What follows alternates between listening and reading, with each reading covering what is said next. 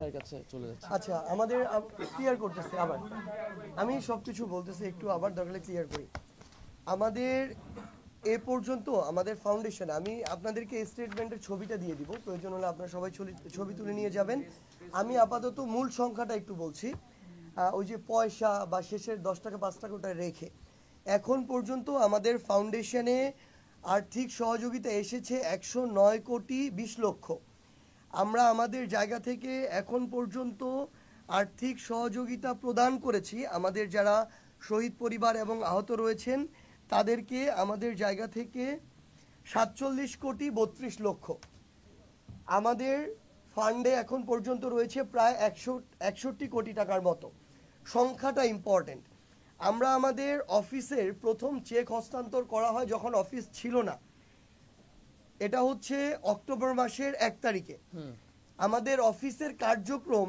প্রথম প্রাথমিকভাবে শুরু হয়েছে অক্টোবরের 15 তারিখে গুরুত্বপূর্ণ যে বিষয়টি সেটি হচ্ছে এমআইএস যেটা হচ্ছে আমাদের স্বাস্থ্য মন্ত্রণালয়ের ডেটা সেন্টার সেখানে এখন পর্যন্ত ভেরিফাইড আমরা ওই জিনিসটাকে আমাদের একটা গুরুত্বপূর্ণ প্যারামিটার যেহেতু সেটা সরকারের সেখানে এখন পর্যন্ত ভেরিফাইড শহীদের লিস্ট যেটা কয়েকদিন আগে 2-3 দিন আগে প্রকাশ করা হয়েছে সেখানে শহীদের সংখ্যা 826 এর মধ্যে আমরা অলরেডি আমাদের ফাউন্ডেশন থেকে চেক হস্তান্তর করেছি 628 জনকে 826 এর মধ্যে 628 অলরেডি আমরা দিয়ে দিয়েছি মানে আর আমাদের মাত্র 198 জন শহীদ পরিবারের কাছে পৌঁছানো বাকি আছে ওই ভেরিফাইড লিস্ট অনুযায়ী এরপরে এমআইএস এর ভেরিফাইড লিস্টে এখন পর্যন্ত আহত হচ্ছে আমরা মাত্র চেক করেছি 11,306 সেখান থেকে আমরা আহতদের কাছে পৌঁছেছি 1,601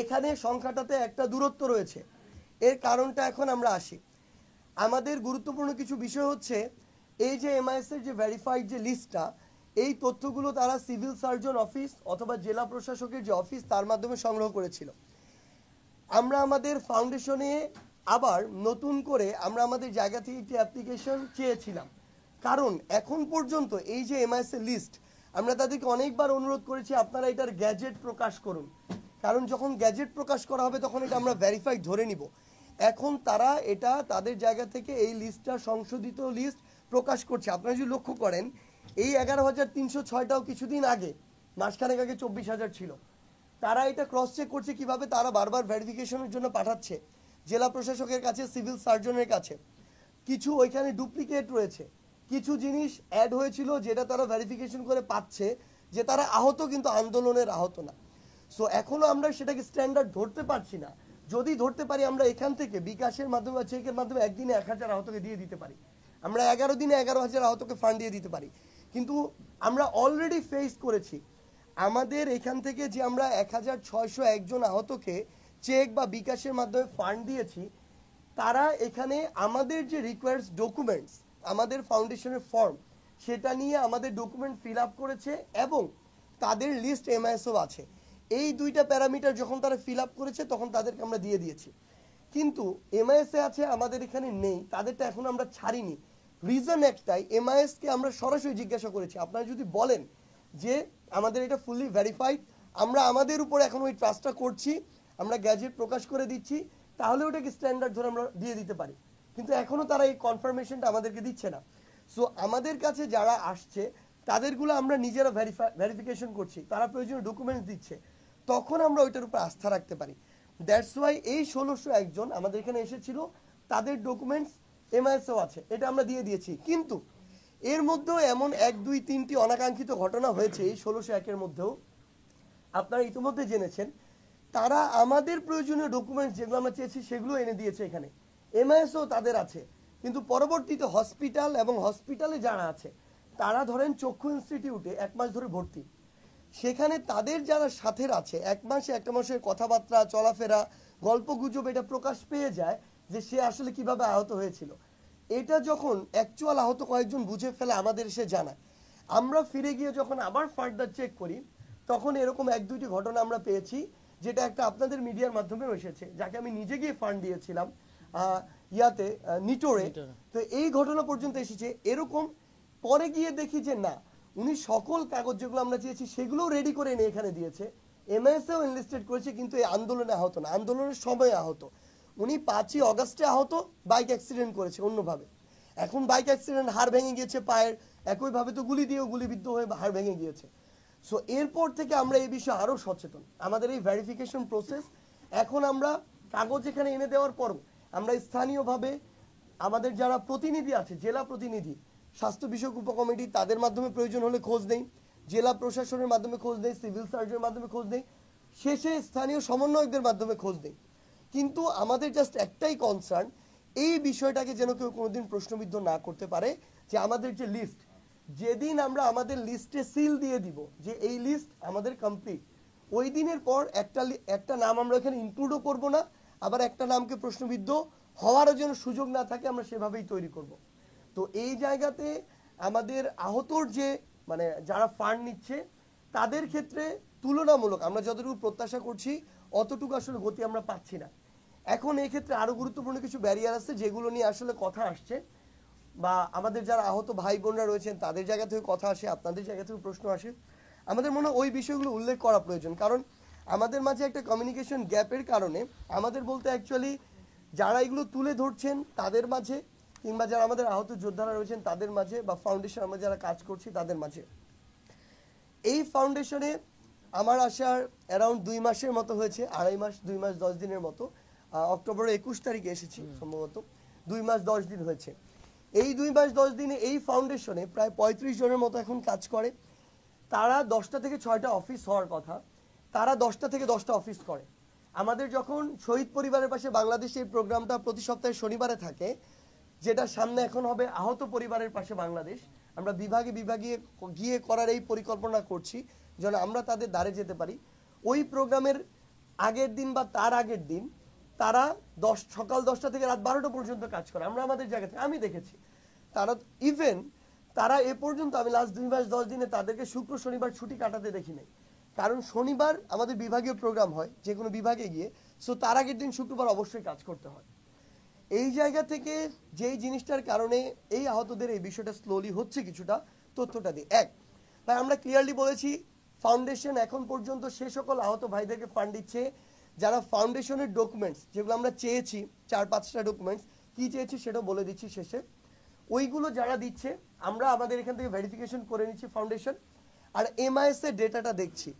তো আমাদের এখানে প্রায় 2 থেকে 300 ফাইল এসে জমা হয়েছিল, যাদের আমাদের এখানে ফাইল আছে কিন্তু এমআইএস এ নাই। তারা কখনো জেলা প্রশাসন বা সিভিল সার্জনের মাধ্যমে এমআইএস এ জমা দেয় নাই, তারা বিভিন্ন হসপিটালে ছিল, হয়তো এই সুযোগটি তাদের হয় নাই, ট্রু।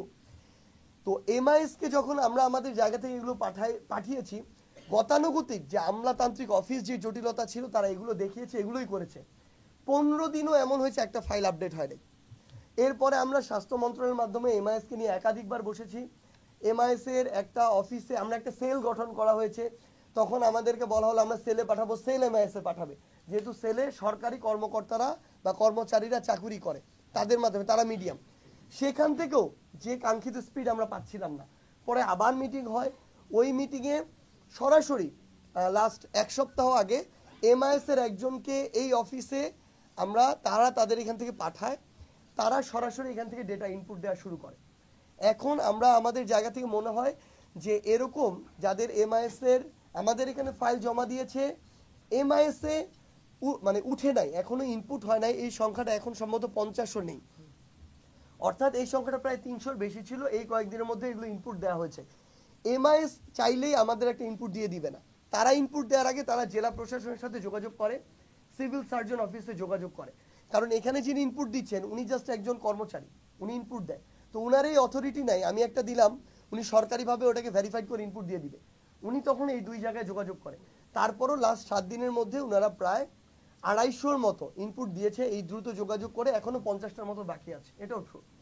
সো আমরা আমাদের জায়গা থেকে এটা মনে করছি যে এমআইএস এর সাথে যে আমাদের দূরত্বটা ছিল এটা এখন আর নাই, হয়তো 2-3 দিনের মধ্যে আর কোনো ব্যাকলগ ফাইল বলতে কিছু থাকবে না। নতুন কেউ যদি আমাদের ফাউন্ডেশনের প্রয়োজনীয় কাগজপত্র নিয়ে আসে, ফাউন্ডেশনে আমরা সেটা ভেরিফিকেশন 1 থেকে 2 দিনের মধ্যে করে ফেলতে পারবো, এমআইএস এর যিনি থাকবে তাকে দিয়ে দিব, উনার হয়তো 1 থেকে 2 দিন লাগবে, অর্থাৎ কেউ ফাইল জমা দিলে আমরা আশা করছি 3 থেকে 4 দিনের মধ্যে উনি ফান্ডটা পেয়ে যাবে। আহতদের কথা বলি, আর এতদিন আমাদের ক্ষেত্রে ও আরেকটা এমআইএস এর সাথে দূরত্ব, এটা ছিল আমাদের আহতদের ফান্ডের একটা সমস্যা। এগুলো সবগুলো আপনাদের তুলে ধরতে হবে কেন, কারণ এগুলো জানা প্রয়োজন কোন জায়গায় সমস্যাটা হচ্ছিল। দ্বিতীয়ত, আমরা আহতদেরকে বিকাশের ফান্ড দিচ্ছিলাম, কাউকে কাউকে চেকে দিচ্ছিলাম। বিকাশে আমি আমার যে আহত ভাইকে ফান্ড দিব, যিনি আমার নমিনি, তার নামে আমার বিকাশ অ্যাকাউন্ট, আমার যে জিনিসটা লাগবে, বিকাশ নাম্বারটা যার নামে, যার এনআইডি কার্ড দিয়ে খোলা, ওই এনআইডি কার্ডটা আমার ম্যাচ করতে হবে। আসলে মানে আমি সাপোজ আহত, আমি আমার এখানে আমি নিজে নমিনি, আমার এনআইডি কার্ডের সাথে বিকাশ নাম্বারটাও আমার এনআইডি দিয়ে খোলা থাকতে হবে, যেন ম্যাচ করে। কারণ এই বিকাশ দিয়ে অনেকভাবে প্রতারণা শুরু হয়েছে।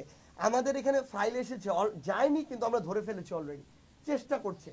আমাদের এখানে এমন অনেক ফাইল এসেছে যারা নিজের এখন বানিয়ে আনছে ওইভাবে, বিভিন্ন হসপিটাল থেকে, প্রাইভেট হসপিটাল থেকে ডাক্তারদের সাইন, ইভেন ওই সাইন তারা নীলক্ষেত বানাচ্ছে, এই প্রুফও আমাদের এখানে আছে। সো আমাদের অনেক বেশি চ্যালেঞ্জ ফেস করতে হচ্ছে যেন আমাদের এই লিস্টটা প্রশ্নবিদ্ধ না হয়। এরপরে আমাদের যে সমস্যাটা হচ্ছে, প্রয়োজনীয় ডকুমেন্টসগুলো আমার কোনো একটা হসপিটালে অবশ্যই তার ভর্তির অথবা ছাড়পত্রের একটা প্রুফ থাকতে হবে। মানে একজন আহত, উনি 5 তারিখের আগে কোনো না কোনোভাবে আহত হয়েছেন, এই প্রুফটা মানে হসপিটালে ভর্তি হয়েছেন। এখন কেউ একজন মনে করেন কোনো কারণে একটা হাত কাটা গিয়েছে, 3 দিনে উনি ওটা সেলাই টেলাই কিচ্ছু লাগেনি, সুস্থ হয়ে গিয়েছেন, উনি যদি কোনো ডকুমেন্ট ছাড়া আসেন আমি দিতে পারবো না।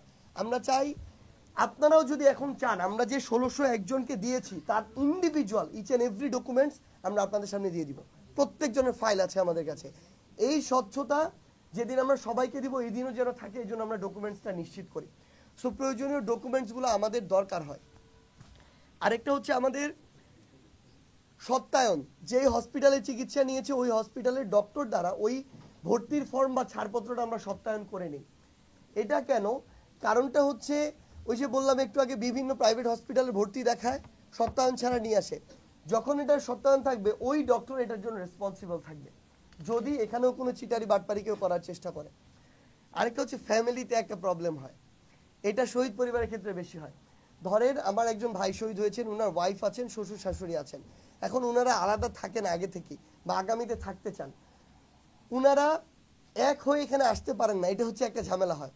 আরেকটা ঝামেলা হয় যেটা, যে ভাগটা করা হয়, ধরেন বাবা মা আছেন, একজন আমার যিনি ওয়াইফ উনি আছেন, উনার সন্তান আছেন, আমরা 50-50 করলাম, এটা অনেকে মানতে চান না, 60-50 না নিয়ে চলে যান।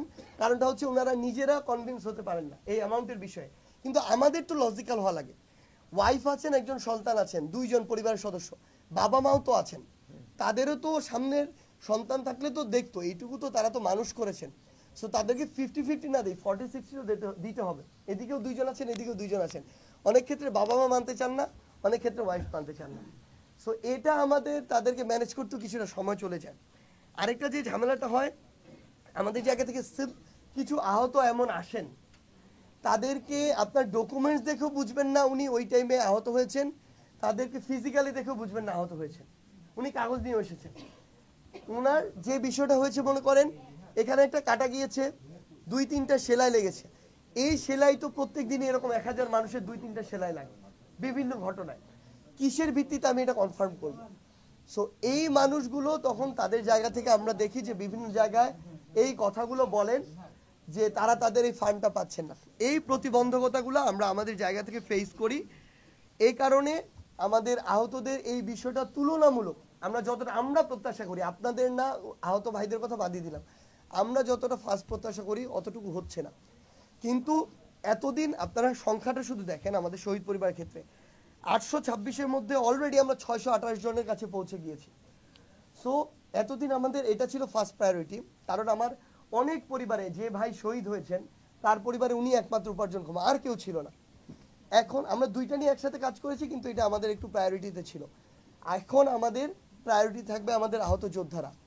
আর আরেকটা জিনিস যেটা হচ্ছে, আপনারা যদি আমাদের গ্রাফটা দেখেন, হয়তো আমরা আমাদের অক্টোবর মাসে শুরু হয়েছিল অফিস, তখন যদি আমরা দিয়ে থাকি 10%, নভেম্বর মাসে দিয়েছি 30%, বাকি 60 আমরা ডিসেম্বরে দিয়েছি।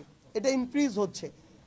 আমাদের এই অফিস আমাদের আগে থেকে ছিল না, একজন মানুষ আগে থেকে ছিল না, এই ডেকোরেশন আগে থেকে ছিল না, আমাদের এই যে ইনস্ট্রুমেন্ট কোনোটা আগে থেকে ছিল না, প্রত্যেকটা চাহিদার প্রেক্ষিতে নেওয়া হয়েছে। এবং এই যে মানুষগুলো, এই অভিজ্ঞতা, এই কাজের অভিজ্ঞতা প্রথম, প্রত্যেকটা জায়গায় সবাই ঠেকছে, শিখছে, তারপরে তার প্রেক্ষিতে পরের স্টেপটা নিচ্ছে।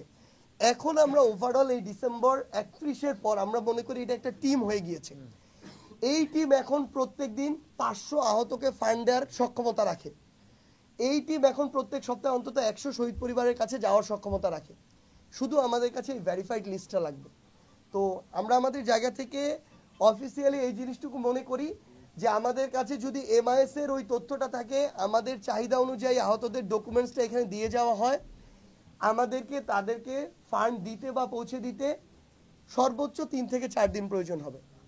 এবং আমরা শুধু আরেকটা জিনিস জানিয়ে রাখি, এই যে এখন 1 লক্ষ করে ফান্ড দিচ্ছে আহতদেরকে, এটা খুব দ্রুত 3 লক্ষ করে দেওয়া হবে। অলরেডি প্রাথমিক একটা সিদ্ধান্ত হয়েছে, লিখিত সিদ্ধান্ত আমাদের আগামী জেনারেল মিটিংয়ে হবে। এবং দ্বিতীয়ত, শহীদ পরিবারকে আমরা যে 5 লক্ষ করে দিয়েছি, এটা খুব দ্রুত ঘোষণা আসবে, হয়তো এই জানুয়ারি মাসের মধ্যেই একটা বড় অ্যামাউন্টে আবার আর্থিক সহযোগিতা সরকারের পক্ষ থেকে যে বলা হয়েছে 30 লক্ষ, এটা এই সংখ্যায় হতে পারে, এই জানুয়ারি মাসের মধ্যে ঘোষণা হবে, এটা দেয়া হবে। আরেকটা জিনিস হচ্ছে, অলরেডি আমাদের সিদ্ধান্ত হয়েছে একটা, শহীদ পরিবার এবং আমাদের আহত যোদ্ধাদের জন্য কর্মসংস্থানের ব্যবস্থা করা, যাদের প্রয়োজন সম্মানী ভাতার ব্যবস্থা করা, এবং ফাস্ট ট্র্যাক যে চিকিৎসা সুবিধা, যিনি আমার আহত যোদ্ধা এবং শহীদ পরিবার তাদের জন্য আজীবন অলরেডি কার্ড করা হচ্ছে ফাস্ট ট্র্যাকের।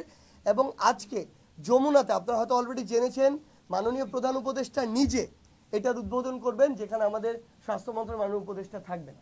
সো পদক্ষেপগুলো নেওয়া হচ্ছে, এখন শুধু এগুলোর এক্সিকিউশনের যে প্রসেসটা সেটা শুরু হওয়া বাকি। এটা আমাদের অফিসিয়াল কথা ছিল, আপনারা আপনাদের জায়গা থেকে এখন প্রশ্ন করতে পারেন।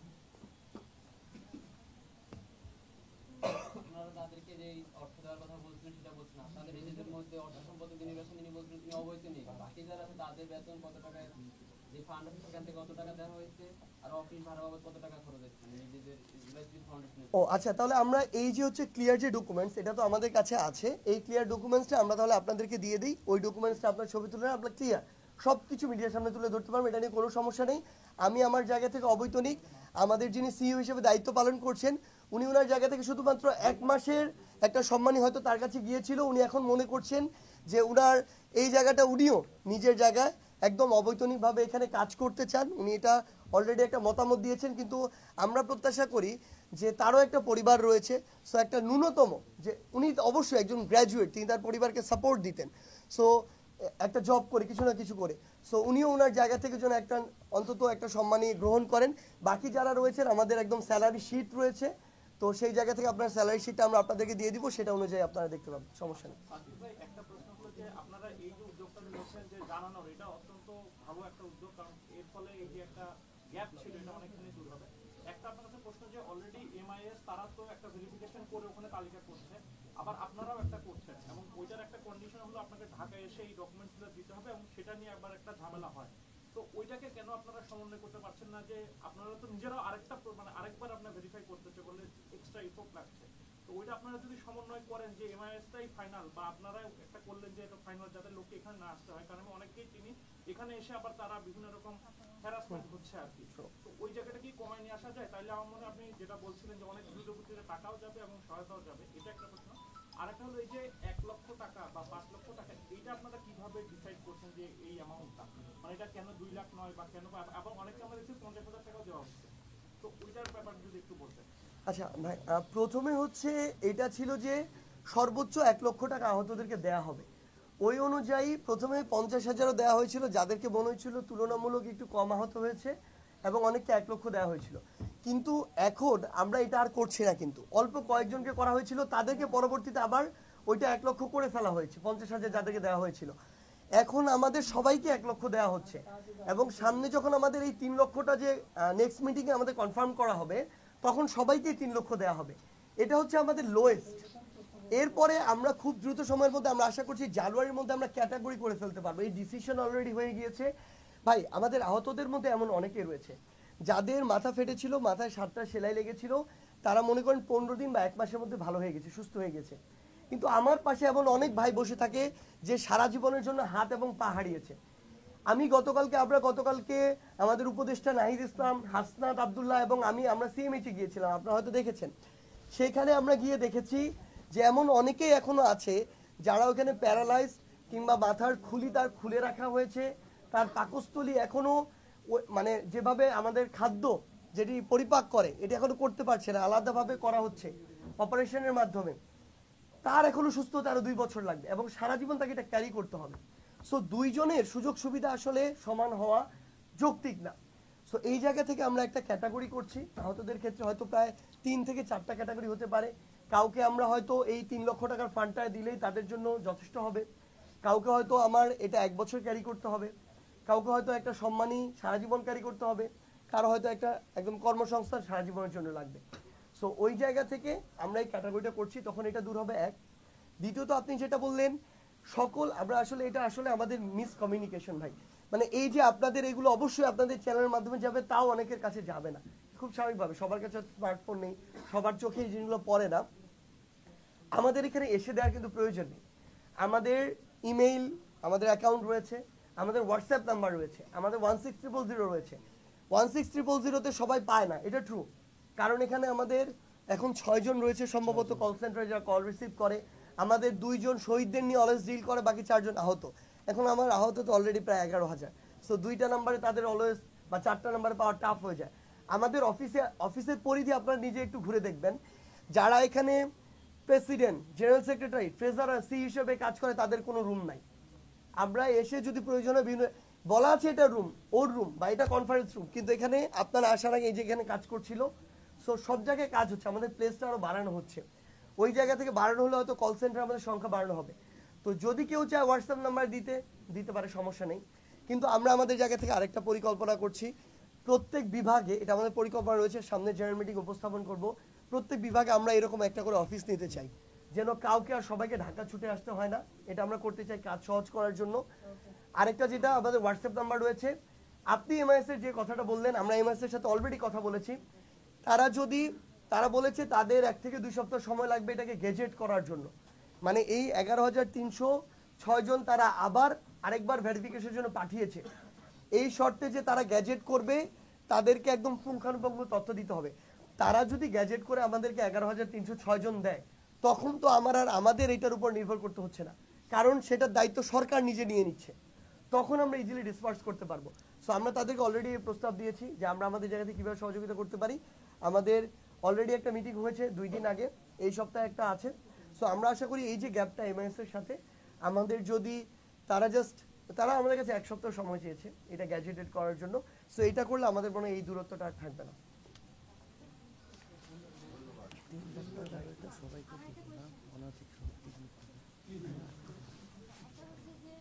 একটু ভাই আমরা আরেকটা জিনিস আপনাদেরকে বলবো, এটা দরকার হলে 1 মিনিটের আলাদা একটা আপনাদের ভিডিও করে, মানে ক্লিপ করে আপনাদের দিতে হবে। কাইন্ডলি বলেন আপু। না আপনি বলেন, আমি পরে বলতেছি। জি প্লিজ।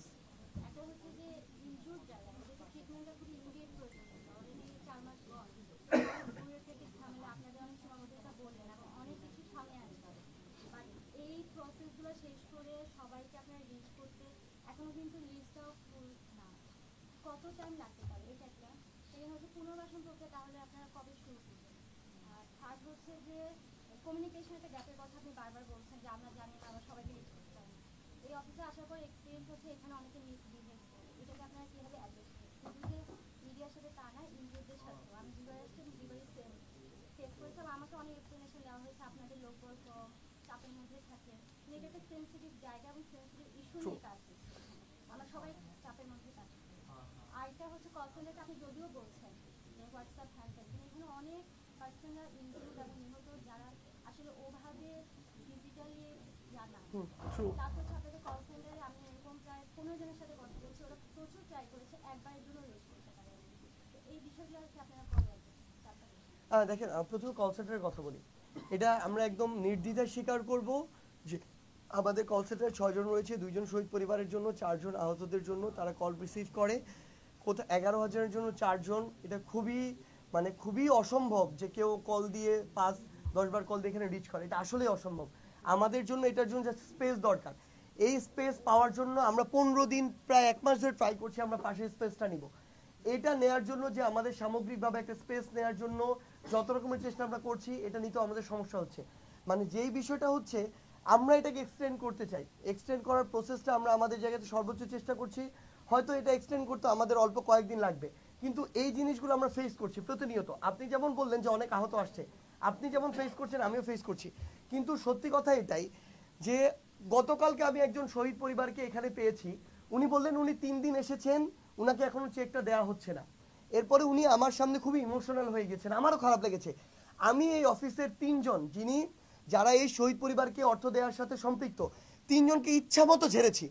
ঝাড়ার পরে তারা তারা একদম তাদের চোখের পানি ছেড়ে দিয়ে এক প্রকার তারা আমাকে একটি কথা বলেছে যে উনাকে শুধু বলেন, উনার ছেলে মারা গিয়েছে, উনি ওয়াইফ, উনি উনার হাজবেন্ডকে 3 দিনই বলা হয়েছে নিয়ে আসেন, কারণ উনার হাজবেন্ডও নমিনি। সো যদি নেয় ওয়াইফ হাজবেন্ড আলাদা নিতে হবে, না হয় 2 জন এসে একসাথে চেকটা নিতে হবে। সো উনাকে বলেন 3 দিনই বলা হয়েছে একসাথে নিয়ে আসতে, উনি এসেছে কিনা, উনি বলেন না নিয়ে আসে না, তাহলে আমরা কিভাবে দিব?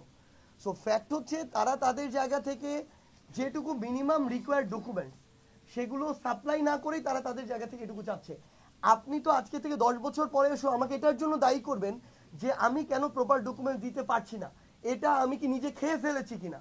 সো আমাকে তো এইটুকু লায়াবিলিটিস নিতে হবে। আমি যে কয়েকটা জায়গায় ডিসপার্স করেছি সেই কয়েকটা জায়গায় ক্লিয়ার ডকুমেন্টস আমার কাছে আছে।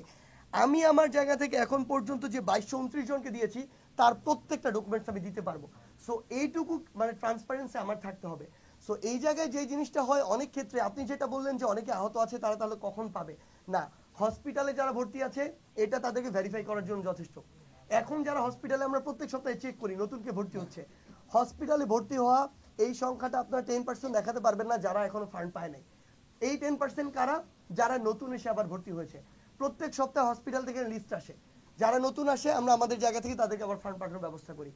আর এই যে যারা দেখছেন এই যে সংখ্যাটা বড়, আহত এখনো প্রায় 8-9 হাজারের মতো, তারা যেটা হয়েছে চিকিৎসা নিয়ে অনেকটাই সুস্থ হয়ে বাসায় চলে গিয়েছে, তারা স্থানীয়ভাবে যোগাযোগ করছে। সো তাদের ক্ষেত্রে এখন এই জিনিসটা আমরা বিভাগীয় পর্যায়ে যদি যাই এটা আরেকটু ত্বরান্বিত হবে। এটা আমরা বারবার স্বীকার করবো, যতটা স্পিড হওয়া দরকার ছিল ততটা হয় নাই, বাট গতিটা দ্রুত বাড়ছে। সো বিভাগীয় অফিসটা যদি এই মাসে হয় গতিটা বাড়বে। এমআইএস যদি তাদের জায়গা থেকে জাস্ট আমাদের বলেছে এই সপ্তাহের মধ্যে গ্যাজেট তারা প্রকাশ করবে, তাহলে আমরা আমাদের জায়গা থেকে একটা দ্রুত গতি পাবো। আর আমাদের জায়গা থেকে অলরেডি আমাদের অফিসের সেটআপ এখন রেডি। আমরা 7 তারিখের মধ্যে নতুন আরেকটা অফিস পাচ্ছি, ডাবল হবে আমাদের প্লেস। সো আমাদের জনবল তখন ডাবল হয়ে যাবে, আশা করি এই সমস্যাগুলো তখন কমে আসবে।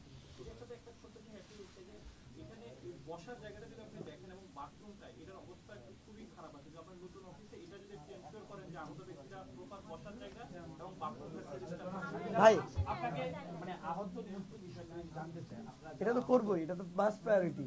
আহত যাদেরকে আপনারা সাহায্য করছেন কিসের বেসিসে, যারা সুস্থ হয়ে গেছে তাদেরকে কি সাহায্য করবেন, না গুরুতর যারা আহত তাদেরকে করবেন? না না, আমরা সকল আহতকে করব। সকল আহত যারা ওই আমাদের আন্দোলনে অভ্যুত্থানে আহত হয়েছে সকলকে আমরা সহযোগিতা করব। কিন্তু আমরা অলরেডি বলেছি আমরা এটা ক্যাটাগরাইজ করব, 3 থেকে 4টা ক্যাটাগরি করব, এবং যাদের সারা জীবন সহযোগিতা করার প্রয়োজন হবে তাদেরকে সারা জীবন সহযোগিতা করব। অলরেডি এটা কাজ চলছে। মিসবিহেভের অ্যানসারটা আমি দিই। মিসবিহেভের জন্য আমরা ইতিমধ্যেই একটা অভিযোগ বক্স যেটা আছে অভিযোগ সেল সেটা আমরা গঠন করতেছি, এবং আপনাদের কাছে সামনেই আমাদের গেটে ঢোকার সময় একটা অভিযোগ সেল থাকবে। সেখানে আপনাদের যেসব অভিযোগগুলো আছে সেগুলো আপনারা জমা দিতে পারবেন, এবং সেগুলোর ব্যাপারে আমরা দেখে সেগুলো আমরা না এখানে আরেকটা কথা বলি এখানে একটু। এটা আমি নিজে এটা হচ্ছে ফেস করেছি, এটা শুধু একজন কর্মচারী ফেস করেছে এটা না, আমিও ফেস করেছি। এটা ট্রু, আমাদের চোখে পড়েছে কয়েকজন, আমরা এটা নিয়ে বারবার কথা বলেছি, এবং এটা পর্যন্ত বলা হয়েছে যে এখানে যদি ফার্দার এরকম আমাদের চোখে এরকম পড়ে যে অযৌক্তিক কারণে শুধু আমরা কেউ মেজাজ হারিয়ে ফেলি, তাহলে এই অফিসার তার কাজ করার প্রয়োজন নেই। কারণ এই অফিসের এনভায়রনমেন্ট 8-10টা অফিসের এনভায়রনমেন্টের মতো না। এখানে 8-10 জন সাধারণ মানুষ আসে না, এখানে যারা আসে সবাই এই অভ্যুত্থানের আহত যোদ্ধা, না শহীদ পরিবারের কেউ। তারা ভিতরের যে শূন্যতা নিয়ে এখানে আসে, আপনারা যারা কাজ করেন আপনাদের সবার মধ্যে একই অনুভূতি নাই। এই কারণে আমরা এখন এই যে আমাদের এখানে শহীদ বাবা রয়েছেন, শহীদ ভাই রয়েছেন, তারা কিন্তু রেগুলার এখন অফিসে আসেন, তারা আমাদের এই জেনারেল কমিটির সদস্য এবং তারা এই বিষয়গুলো পর্যবেক্ষণ করেন। তবে এখানে একটা বিষয় রয়েছে, অনেকেই এখানে আসেন, আমরা সাংবাদিক বন্ধু 2-1জন বলি আমার চোখে পড়েছে, আবার আহত কিছু যোদ্ধা বলি বা শহীদ পরিবারের কিছু বলি, তারা এটা নিয়েই আসেন যে তারা তাদের রাগ এবং ক্ষোভের এখানে একটা উদ্গীরণ করবেন। আগে থেকেই তাদের ভিতরে একটা রিজিড একটা চিন্তা ভাবনা আছে যে হয়তো এই একটা ইনজাস্টিস হচ্ছে, এই কারণে মনে লেন্দি করা হচ্ছে ইচ্ছাকৃতভাবে, এরকম একটা রিজিড তথ্য থাকে। কিন্তু এখানে এসে আপনারা দেখেন ওনাদের সাথে কথা বললে বুঝতে পারবেন, আমরা ফেস করেছি, ওনারাও ফেস করেছে। আহত যোদ্ধাও কিছু আমরা এরকম পেয়েছি, শহীদ পরিবার যেমন গতকালকে। না না ট্রু না, বাট একটা জিনিস আপনাদের মনে রাখতে হবে আপু, একটা জিনিস দেখেন, তাই না, যে সেই আস্থার জায়গাটা ফিরিয়ে আনার দায়িত্বই আপনাদের। আমরা আপু একটা জিনিস দেখি, একটা জিনিস বলি, এই প্রশ্নগুলা একজন আমার আহত যোদ্ধা যিনি আছেন, যিনি শহীদ পরিবার আছেন, তার এই ক্ষোভগুলো আমরা এখানে এসে এগুলো অ্যাবজর্ব করতে আমরা রেডি। আমাদের যারা কর্মচারী তারাও এরপর থেকে এখানকার এমপ্লয়ি অ্যাবজর্ব করবে, না করতে পারলে তার এখানে জব করার প্রয়োজন, এটা ঘোষণা দেওয়া হয়েছে, তাদেরকে ডেকে বলা হয়েছে এটা। কিন্তু আমার একজন সাংবাদিক ভাই আমাদের কাছে রিসেন্ট তথ্য এসেছে, উনি এসে কেন আমার এমপ্লয়িকে এভাবে ঝাড়াঝাড়ি করবে? উনি এসে তথ্য চাইতে পারে, উনি এটার জন্য জবাব দিতে চাইতে পারে, এমপ্লয়ির কাছে না পেলে, যদি না পায় আমাদের কাছে এসে চাইতে পারে। আমরা না দিতে পারলে হয় আমরা এখানে দায়িত্ব চেয়ার ছেড়ে দিব, কোনো সমস্যা নেই, শেষ করতে দেন। আমরা আহতদের পক্ষে একটা অভিযোগ আপনাদের কাছে দাঁড় করেছি, আপনি পাল্টা অভিযোগ তুলছেন। না না অভিযোগ না, না আমরা এটা শুনেন আপু, একটা কথা শুনেন, আমি বলেছি একজন, আপু প্লিজ শেষ করতে দিতে হবে, দাঁড়ান, আপনি প্রশ্ন শেষ করেছেন, আমাকে উত্তর শেষ করতে দিতে হবে। একজন সাংবাদিক ভাই বা বোন এখানে এসে করেছে, এটা আমার তুলে ধরতে হবে। আপনি যেমন আপনার অভিযোগ অ্যাবজর্ব করা আমার মেন্টালিটি থাকতে হবে, কোনো একজন, আমি সবার কথা বলি নাই, এখানে অন্তত 50 জন আছেন, আমি একজনের কথা বলেছি, তারটাও অ্যাবজর্ব করার মানসিকতা আপনার থাকতে হবে। এটা হয়েছে একদম চার্জ করা হয়েছে প্রায় 30 মিনিট ধরে, যে কেন লেট হচ্ছে, কি কারণে এটা এখন তারা ফান্ডটা পায় না, কারণটা তো শোনার মানসিকতা থাকতে হবে কি কারণে। সো আমরা আমাদের জায়গা থেকে একটা জিনিস মনে করি, তাদেরটা আমরা অ্যাবজর্ব করবো, এটা আমার করার মানসিকতা থাকতে হবে। বাট আমাদেরও সিচুয়েশন বুঝলা দিলাম, এগুলো যদি কারো থেকে লেট করার কোনো কারণ নেই, তাহলে তো এই 2200 জন এখান থেকে চলে যেত না। সো আমরা আমাদের জায়গা থেকে জাস্ট একটা জিনিস বলি, আমরা ইভেন আমাদের কর্মচারীদেরকে এটা অলরেডি ঘোষণা দেওয়া হয়েছে, আপনি যেটা বলেছেন এটা স্নিগ্ধ, নিজে উনি সিইও দায়িত্ব পালন করছেন, সবাইকে ডেকে বলেছে এরপরে কোনো একজন আহত যোদ্ধা বা শহীদ পরিবারের কাছে যেটা পাওয়া যায় যে তাদের সাথে মিসবিহেভ হয়েছে, ইভেন তাদেরই কোনো ল্যাক মনে করেন, ইনফরমেশন দেওয়ার ল্যাক, কমিউনিকেশন ল্যাক বা কিছু, তারপরও করতে পারবে না, এই ঘোষণা দেওয়া হয়েছে।